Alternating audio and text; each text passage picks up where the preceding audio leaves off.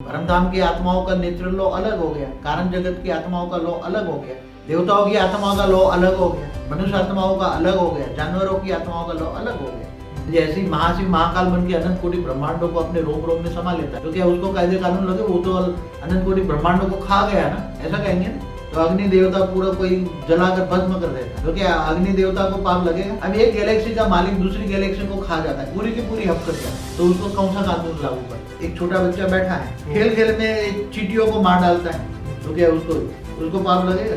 बहुत बड़ा सब्जेक्ट है और बहुत बड़ी गहराई में जाना पड़े। Law of universe, law of galaxy, law of ब्रह्मांड, law of Shiva, law of Mahashiva, law of देवता, लॉ ऑफ मनुष्य, लॉ ऑफ प्राणी जगत।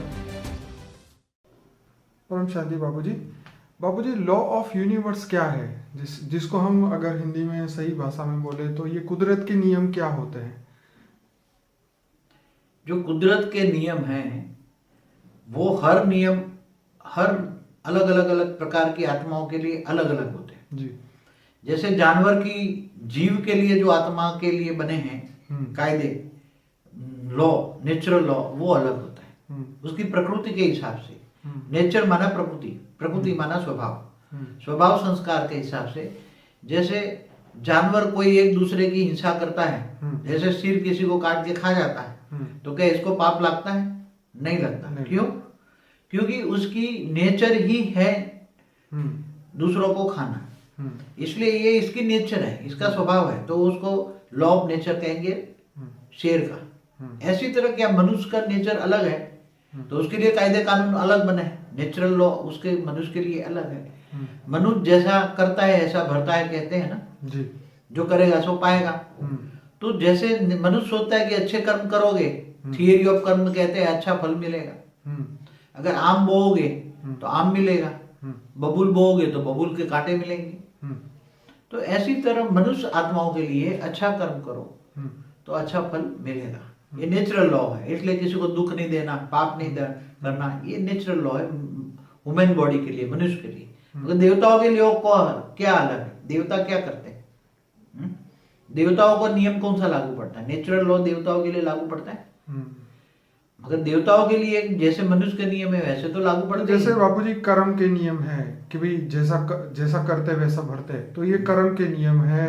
ये 5 तत्वों के अलग अलग नियम है और ऋतु चक्र के अलग अलग नियम होते हैं। और ये सब ये नेचर किससे बनाया? जैसे हर जगह पे यही लिखा होता है पॉजिटिव थिंकिंग, तो क्या पॉजिटिव थिंकिंग से पॉजिटिव उसका आएगा रिस्पॉन्स? ये जरूरी है क्या? मतलब मेरा ये कहने का है कि कुदरत के ऐसे कौन कौन से नियम है जो एकदम सच्चे हैं और जिसने आप जिस नियम को आपने माना है कि ये सही है, तो ऐसे कौन से नियम? देखो, नेचुरल लॉ जो है वो तो हमेशा सदाचार बोला हुआ है, अहिंसा परमो धर्म बोला है, अहिंसा नहीं करना। जैसे आत्मा का नेचुरल लॉ क्या है? आत्मा का स्वभाव संस्कार ही है परम शांति। क्या है? परम शांति। आत्मा, हर कोई आत्मा परम शांति चाहती है, मगर परम शांति नहीं है ना। क्यों? क्योंकि आत्मा, अगर हर कोई आत्मा परम शांति में रहे तो ये नेचुरल लॉ है, आत्मा का स्वभाव संस्कार है, उसका नेचर में ही है, आत्मा के स्वभाव में परम शांति चाहिए। मगर मनुष्य अवतार में तो परम शांति नहीं मिलेगी ना, तो उसको परम शांति के लिए कौन से लॉ में जाना चाहिए? आत्मा को अगर परम शांति चाहिए तो देवताओं की यहाँ भी परम शांति नहीं है। हाँ, देवता भी सोमरस पीते हैं, डांस करते हैं। हाँ, देवताओं के यहाँ क्या होता है? सूक्ष्म जगत में क्या होता है? तो सूक्ष्म जगत से भी ऊपर जब कारण जगत में जब जाती है तब वहां परम शांति चाहिए, तब आत्मा ओरिजिनल मूल स्वरूप में आती है। तो वहां प्रकृति के, तो कारण जगत में जो आत्माओं का मूल स्वभाव संस्कार बदल गया ना, नेचुरल लॉ बदले गया ना कारण जगत का। और इसे परमधाम में आत्मा का संस्कार क्या बन गया? निराकार। तो कर्मों से लेप छेप से अलग, तो आत्मा निराकार बन जाती है, तो उसके नेचुरल लॉ अलग हो गए। परमधाम की आत्माओं का नेचुरल लॉ अलग हो गया, कारण जगत की आत्माओं का लॉ अलग हो गया। क्यों? देवताओं की आत्माओं का लॉ अलग हो गया, मनुष्य आत्माओं का अलग हो गया, जानवरों की आत्माओं का लॉ अलग हो गया। तो ये लॉ ऑफ जस्टिस जो है, जो लॉ किसको कहेंगे? लॉ बना कायदे, नेचुरल कायदे। तो हर प्रकार की आत्माओं को, क्या राक्षस का नेचर कैसा होता है? तो उसको क्या राक्षस क्या भगवान ने बनाया था? नहीं, भगवान ने कौन सा नेचुरल लॉ बनाए थे? परमात्मा ने कौन से नेचुरल लॉ बनाए? परमात्मा ने तो सबसे पहले जगत में फरिश्ते बनाए थे, तो उसमें तो परम शांति की दुनिया बनाई थी, जिस शांति में। मगर धीरे धीरे वो नेचुरल लॉ, धीरे धीरे देवता बने, मनुष्य बने, असुर बने, जानवर बने, पशु पंखी बने, तो ये लॉ बनते गए। अब तो बाबूजी ये लॉ तो बन गए, लेकिन उसको ऑर्डर में कौन लाता है? बहुत बड़ी बात है। देखो, परमात्मा एक बार सृष्टि बना देता है, अच्छी सृष्टि बनाता है, फरिश्ताओं की दुनिया बनाता है, मगर बाद में वही फरिश्ता धीरे धीरे धीरे संकल्पों द्वारा मल्टीपल बनाते हैं, मल्टीपल फरिश्ते बने, फरिश्ते से भी देवता बने, तो ये सब गिरावट में आते हैं ना। आत्मा का सबसे पहले परमात्मा जो सृष्टि बनाता है वो सत्व प्रधान सृष्टि होती है, परम शांति की दुनिया होती है। तो ये सबसे पहली जो नेचर होती है वो परम शांति की नेचर होती है। मगर धीरे धीरे धीरे सृष्टि बनाती जाती है, परम आत्माएं जो बनती हैं, धीरे धीरे आत्माएं फरिश्ते से देवता बन जाती है। तो वो भगवान नहीं बनाता, असुर क्या भगवान बनाता है क्या? स्थूल जगत या सूक्ष्म जगत जो है वो तो भगवान तो कारण जगत अच्छा दुनिया बनाता है, फिर कारण जगत से सूक्ष्म जगत बनता है, सूक्ष्म जगत से स्थूल जगत बनता है, अस्थूल जगत से ये रव नरक भी बनता है। तो ये सब आत्मा ही बनाती है। आत्मा गिरती कला के हाथ में जीव बन जाती है, जीव आत्मा बन जाती है। जैसे ये लॉ ऑफ अट्रैक्शन है या लॉ ऑफ कर्मा है, तो ये जब परमात्मा ने दुनिया बनाई तो ऐसे उन्होंने कायदे भी बनाए, और कायदा अगर कोई तोड़ता है तो उसके लिए उसको जस्टिस मिले या उसको सजा मिले, वो भी उन्होंने प्रोविजन किया। तो जैसे बोलता है ना कि कुछ बुरा करोगे, खड्डा खोदोगे तो पहले तुम ही गिरोगे। वो नेचुरल लॉ तो एक ऑटोमेटिक आत्मा एक सुपर कंप्यूटर है। कोई ऊपर वाला कोई वो ऐसा नहीं लिखता है वही। हाँ, तो मैं ये जानना चाह रहा हूँ, आत्मा एक सुपर कंप्यूटर, आत्मा एक ऑटोमेटिक पॉजिटिव नेगेटिव आत्मा के अंदर अच्छे कर्म करते हैं तो अच्छे कर्म से आत्मा की अंदर रिकॉर्डिंग अच्छी होती है, लोगों को सुख देते हैं। जब लोगों को सुख देते हैं, सत्य कर्म करते हैं, अच्छे कर्म करते हैं, तो लोगों की भावना पॉजिटिव होता है, वाइब्रेशन अच्छे होते हैं, दुनिया की भावना पॉजिटिव वाइब्रेशन होते हैं, तो तुम्हें सुख मिलता है, उस आत्मा के अंदर पावर आती है। जब वही आत्मा नेगेटिव कर्म करती है, लोगों को दुख देती है, तो लोगों की नेगेटिविटी, लोगों के नेगेटिव संकल्प उस पर रिएक्ट करते हैं, तो उसका कारण शरीर डिस्चार्ज हो जाता है, तो वो आत्मा में पाप भरता है। लोगों के नेगेटिव संकल्प आना माना, नेगेटिव संकल्प तुम्हारे कहाँ रिकॉर्ड होंगे? तुम्हारी कारण शरीर में तो रिकॉर्ड होंगे ना, माना आत्मा में ही रिकॉर्ड होता है ना हर कोई चीज। तो अच्छे कर्म करना माना अच्छा फल पाना माना आत्मा में ही रिकॉर्ड है, बुरे कर्म माना करना माना नेगेटिविटी आना माना आत्मा में रिकॉर्ड है। तो ये तो ऑटोमेटिक होता है, उसको कोई भगवान ने कोई ऐसी नहीं दुनिया बनाई। भगवान ने तो बहुत फर्स्ट क्लास दुनिया बनाई, जब ब्रह्मांड के शिव ने बनाई तो बहुत फर्स्ट क्लास दुनिया बनाई थी। तो आपका कहने का मतलब ये है कि सपोज कोई इंसान जो है अगर वो बुरा कर्म करता है तो वो कर्म उसके अंदर ही रिकॉर्ड हो जाता है और समय के हिसाब से उसको उसका फल मिल जाता है। तो ये ऑटोमेटिक है, हर कोई वो ऑटोमेटिक है। कोई चित्रगुप्त कोई ऊपर नहीं बैठा है, चौपड़ा खोल के बैठता है। हर कोई आत्मा अपने आप सुपर कंप्यूटर ही है।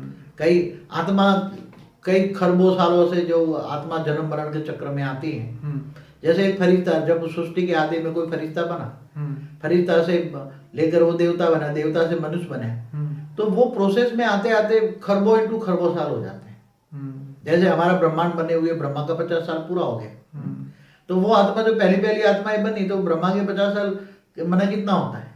ब्रह्मा का एक साल बराबर 31 खरब 10 अरब 44 करोड़ साल होता है। तो वो आत्मा प्रोसेस में आते आते मनुष्य बन गए, तो उसकी आत्मा में कितने साल का रिकॉर्ड है? तो समय के हिसाब से ये भी चेंज होता है क्या? ये जो लॉ है, जो लॉ ऑफ नेचर है, वो भी समय के हिसाब से चेंज होता है। हाँ, समय के हिसाब से चेंज हो जाता है। जैसे बताया जाता है कि कलयुग में जो भी प्राप्ति है वो भी फटाफट होती है, और अगर कुछ गलत काम करते हैं तो भी उसकी सजा भी फटाफट मिलती है। पहले आत्माओं को संचित कर्म में रिकॉर्ड हो जाता था, कोई भी कर्म संचित कर्म बन जाता था, मतलब कई जन्मों के बाद मिलता था। ओके। आज क्या है कि कोई आत्मा कोई कर्म करती है तो फटाफट 1 या 2 जन्म में मिल जाता है। ऐसा नहीं अभी किया और अभी मिला, ऐसा सामने नहीं दिखता अभी किसी को। वो अभी लॉ नहीं है, अभी आएगा मगर लॉ। एक हाथ कर्म कर और दूसरे हाथ में फल पा। जैसे कोई बंदा है, अगर वो छोटी सी उम्र का है, उसने अभी कुछ पढ़ाई नहीं किया, उसने बिजनेस भी नहीं किया, उसको एकदम लॉटरी लग जाती है, करोड़ों रुपए मिल जाते हैं। तो कई जन्मों का फल है, कई जन्मों का फल। आज एक जन्म में समझो कि कई खरबोपति घर में जन्म लेता है, वो खरबोपति बन जाता है, छोटा बच्चा ही, इनहेरिटेड प्रॉपर्टी से। हाँ, तो वो तो कई अनेकों जन्मों का फल की प्राप्ति है। कई अनेकों जन्म में थोड़ा थोड़ा अच्छा कर्म किया, उसके फल है। कोई ऐसा नहीं है कि एक जन्म का फल है। कोई एक जन्म में पैदा हुआ और उसको मिल गया, ऐसा नहीं, अनेकों जन्म का फल प्राप्ति है। तो मगर लॉ जो है, principle of law, natural of law, law of universe अलग है। देखो अगर लॉ ऑफ यूनिवर्स वो बहुत बड़ा वाइड शब्द है। आप यूनिवर्स को क्या समझते हो? यूनिवर्स माना अगर प्रैक्टिकल यूनिवर्स देखा जाओ तो उसमें कई खरबों गैलेक्सियां हैं, तो गैलेक्सियों के लॉ अलग नहीं है होंगे, पर वो तो पता ही नहीं ना फिलहाल तो। जैसे यूनिवर्स के अंदर जो बैठा हुआ उसका मालिक है, जैसे हम जिसको हम परम महाशिव कहते हैं, यूनिवर्स का मालिक जो सेंटर पॉइंट पे बैठकर वो कंट्रोलिंग सिस्टम खरबों गैलेक्सी को कंट्रोल कर रहा है, तो क्या उसके लिए तो मालिक के लिए कायदे कानून नहीं है? तो मालिक, मगर वो भी एक कायदे कानून में बंधा हुआ है, उसके लिए भी नेचुरल लॉ अलग होते हैं। जो उसके बाद जो वो सिक्योरिटी बैठी है जो पूरे यूनिवर्स को, गैलेक्सियों को कंट्रोल करने वाली सेंटर पॉइंट में सिक्योरिटी है, उसके कायदे अलग है। परम तत्वों के कायदे अलग है, परम प्रकाश के कायदे अलग है। तो परम तत्वों में जो बैठे हुए उनके कायदे अलग होते हैं।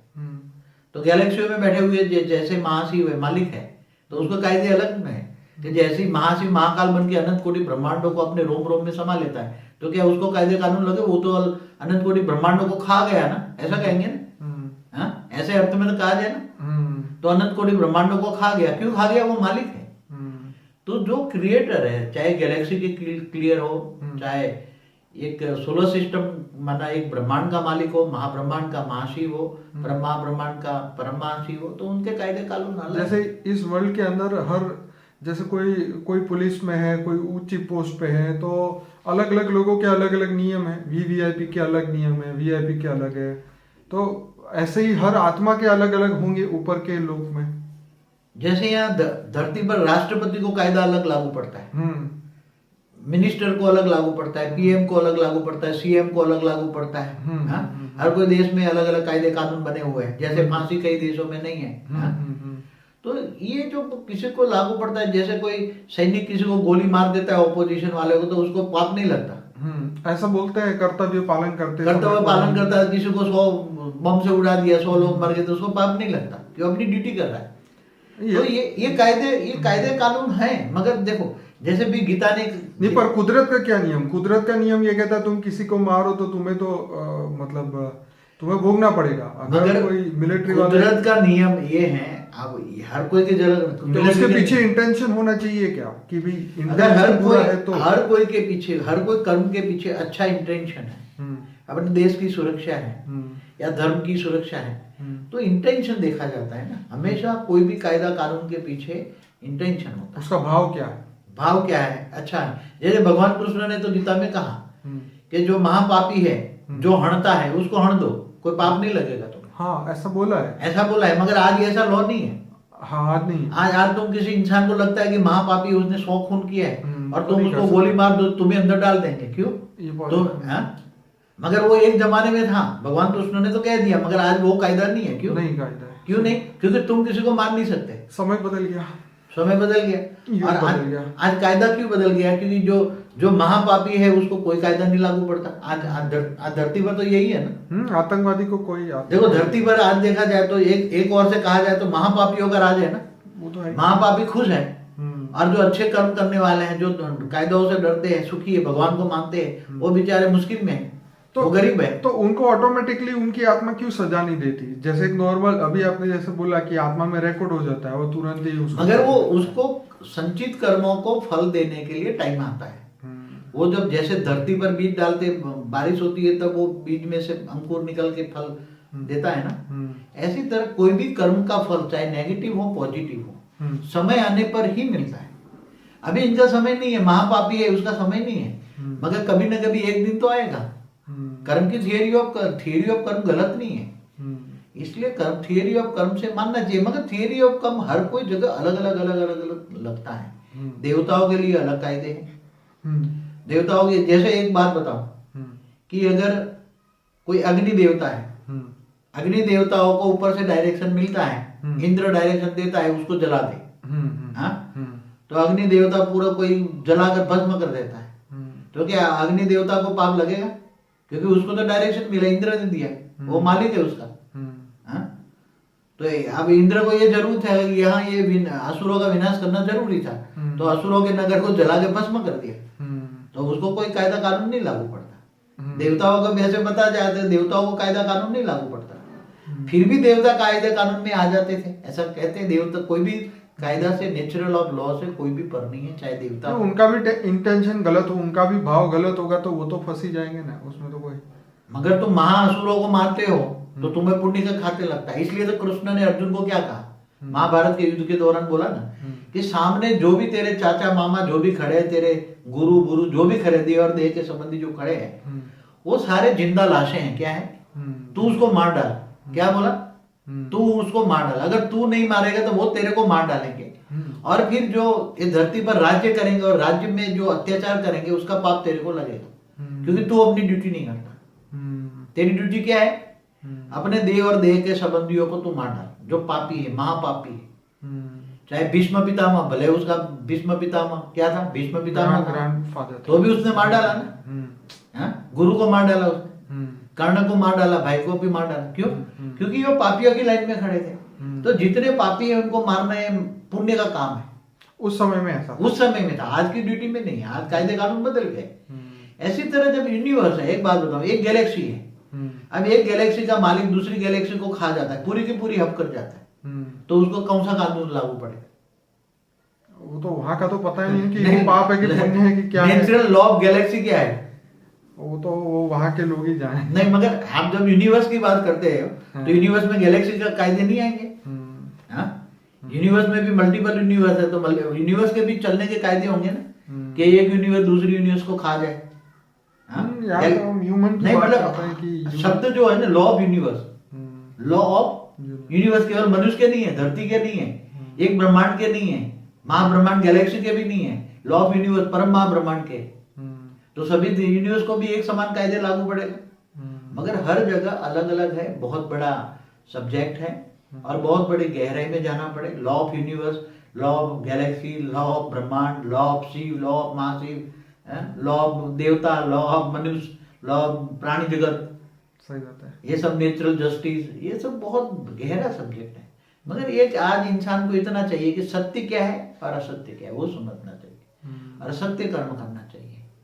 सत्य कर्म है कि जगत कल्याण में अपना योगदान दे, तो सत्य अगर ह्यूमन बीइंग अगर इस धरती पे रह के अगर पॉजिटिव सोचे और अपने जो कर्तव्य वो पालन करे, तो फिर तो कोई गलत तो कर ही नहीं सकता फिर बाद में। मगर आजकल जो ह्यूमन बीइंग की एक डेफिनेशन दुनिया में चली है, ह्यूमन बीइंग जो आज एक बहुत बड़ा वर्ल्ड व्यापी है, ह्यूमन बीइंग ह्यूमन और बहुत नहीं, मतलब एक ह्यूमन राइट कमीशन एक्ट है कि 99 पापी को सजा, 99 पापी छूट जाए, मगर एक को नहीं सजा मिलनी चाहिए। क्या आज क्या हो रहा है, ह्यूमन राइट कमीशन एक्ट के नाम तो निकल जाता है। तो कहाँ से आया ह्यूमन राइट कमीशन एक्ट? दिमाग किसी के बनाया तो दिमाग में कहाँ से आया? वो तो नेचुरल ऑफ लॉ की जस्टिस के लिए उसने ह्यूमन राइट कमीशन एक्ट बनाया, मगर उसके कारण एक बात बताऊं कि उसका मिसयूज हो रहा है ना। हर कोई जो एक्ट बने उसका मिसयूज हो रहा है। इसलिए आज जो नेचुरल ऑफ लॉ है, नेचुरल ऑफ जस्टिस है, नेचुरल ऑफ गॉड है, 5 तत्वों की जो दुनिया है और परम तत्वों की जो दुनिया है, उसमें अलग अलग कायदे हैं। तो ये 5 तत्वों की दुनिया है, सूक्ष्म जगत के कायदे अलग है, परम तत्वों की दुनिया अलग है, परम प्रकाश की दुनिया अलग है। उस सबके लिए अलग अलग कायदे, मगर उसके लिए कायदे कहाँ अप्लाई होंगे, उसके लिए नॉलेज बहुत जरूरी है। अगर नॉलेज के बिना तुम भी नेगेटिव संकल्प करोगे तो केवल सोचने मात्र से भी नेगेटिविटी तुम्हारे आत्मा में रिकॉर्डिंग हो जाएगी और तुम्हें इसका कर्म फल करेगा। तो अज्ञानता में अगर ऐसा कोई कर्म होता है नेगेटिव, अगर वो सोच लेता है, तो वो प्रायश्चित क्या करे, क्या करना चाहिए उसे? देखो प्रायश्चित क्या है, जैसे बताते ना कि ब्राह्मणों को कई गुना सजा मिलती है क्योंकि वो ज्ञानी है। इससे कम ज्ञानी है क्षत्रिय, इससे कम ज्ञानी है वैश्य, और शूद्र को कोई ज्ञान नहीं होता, तो शूद्र को कम सजा मिलती है। तो अज्ञानी है और जिनको नॉलेज नहीं है, कोई नॉलेज नहीं है, तो सरकार भी एक बार कोई भी लॉ के अंदर आ जाता है, मुझे ज्ञान नहीं है तो माफ कर देता है एक बार। तो उसकी रिवीजन पिटीशन करो तो मिल जाती माफी। तो भगवान के घर के अंदर भी ऐसे जो अज्ञानी है और जिसको लॉ का पता नहीं है, बच्चा छोटा बच्चा है उसको पता नहीं है और किसी को पकड़ के ऐसे कोई जा रहा है, जैसे ये एक छोटा बच्चा बैठा है खेल में चींटियों को मार डालता है, कोई ऐसे किसी को मार डालता है खेल में, तो क्या उसको पाप लगेगा? तो ये सभी जस्टिस अलग अलग है, मगर इसके पीछे इंटेंशन होना चाहिए। अच्छा इंटेंशन हो तो झूठ बोलने वालों को भी पुण्य मिलता है, अच्छे इंटेंशन के लिए जो झूठ बोलता है। जैसे उस दुष्ट ने बोला ना, नरोवा कुंजरोवा, हाथी मरा है, मगर कौन सा हाथी, मतलब मनुष्य, वो उसने बोला ना, वो गुरु को अपने मिसगाइड करने के लिए, तो उसने बोला ना अश्वत्थामा मरा है, मगर कौन, अंदर अंदर बोला नरोवा कुंजरोवा, नरोवा हाथी भी मरा है या मनुष्य भी है। तो ये कोई अच्छी कार्य के लिए कोई झूठ बोलता है तो उसका झूठ का मतलब पुण्य के खाते जमा होते। इसलिए नेचुरल ऑफ लॉ बहुत अलग अलग है, हर समय परिवर्तन होता है। नेचुरल लॉ सब जगह बदलता रहता है, समय आने पर हर चीज बदलती रहती है, तो कायदे कानून बदलते रहते हैं। हमारे साइंस वाले बोलते हैं कि पैरेलल यूनिवर्स, और पैरेलल यूनिवर्स से आई हुई आत्माएं, मतलब दूसरे, ये पैरेलल यूनिवर्स की बात करते हैं, तो जो दूसरे यूनिवर्स से आई हुई आत्माएं हैं, तो जैसे एक आत्मा है, उसने अपना अनेक रूप निकाल के अनेक यूनिवर्स में उसने अनेक रूप भेजे हैं, वो देखने के लिए कि वहाँ क्या हो रहा है क्या नहीं हो रहा है। तो जब आत्माएं वो निराकारी स्टेज में होती हैं तो उसको एक दूसरे के कनेक्शन में रहती हैं। जब आकारी रूप में उसके आवरण हो जाते हैं, सूक्ष्म आवरण हो जाते हैं, तो फिर कनेक्शन टूट जाता है, और स्थूल में मनुष्य बन जाती हैं, तो उसका दूसरे यूनिवर्स से आई हुई आत्माओं का डिस्कनेक्ट हो जाता है। उसके अपने रचयिता का भी कनेक्शन नहीं रहता, रचना और रचयिता का भी कनेक्शन बंद हो जाता है। अज्ञान रूपी अंधेरे में मृत्यु लोक में भटकती रहती हैं आत्माएं। इसलिए पैरेलल यूनिवर्स का तो बहुत गहरे राज है, बहुत गहरा राज है कि पैरेलल यूनिवर्स से आई हुई आत्माएं, तो उनकी एक से अनेक आत्माएं दूसरे यूनिवर्स में भी हैं, तो उसका क्या कनेक्शन है, कैसे, वो बहुत बड़ा साइंटिफिक रीजन से भी समझा सकते हैं। निराकारी आत्माएं होती है तो कनेक्शन होता है, आकारी रूप में होता है तो आवरण बन जाता है, फिर साकार में तो डिस्कनेक्ट हो जाती है। तो पैरेलल यूनिवर्स में रहती हुई आत्मा एक दूसरे से कनेक्शन में, जब निराकारी स्टेज में हो जाएगी तो कनेक्शन हो जाएगा, तो फिर वहाँ एक दूसरे से जुड़ जाएंगे और एक दूसरे में जिसमें से निकली है उसमें समझ आएगी आत्माएं, निराकारी आत्माएं। ये बहुत गहरी बात है, साइंटिफिक है, वो परम लाइट का साइंस है। वहाँ नेचुरल लॉ ऑफ परम लाइट, उसको कहेंगे नेचुरल लॉ ऑफ परम लाइट, नेचुरल लॉ ऑफ 3 तत्व, नेचुरल लॉ ऑफ 5 तत्व, ऐसे अलग अलग तत्व और परम तत्व, परम लाइट का अलग अलग नेचुरल लॉ होता है। जैसे अलग अलग साइंस कहते हैं डायमेंशन है, तो अलग अलग लोक में जाओ, अलग अलग परम धाम में जाओ, तो ये सब लॉ अलग अलग बदल जाते हैं, सब लॉ अलग अलग होता है। जैसे अलग डायमेंशन बदल गया तो अलग लॉ लागू होगा, दूसरे डायमेंशन, तीसरे, ऐसे अलग अलग डायमेंशनों में जाओ। जैसे ब्रह्मांड के डायमेंशन माना, ब्रह्मांड के 7 लोग ऊपर में जाओ तो डायमेंशन के लॉ बदल जाते हैं। इसी तरह महाब्रह्मांड में, ब्रह्मांड माना गैलेक्सियों में भी अलग अलग लॉ होता है, वहाँ भी 7 लोग होता है, गैलेक्सी के सेंटर पॉइंट में 7 लोग होता है, तो वहाँ भी जाते हैं लोग, तो वहाँ नेचुरल लॉ अलग होता है।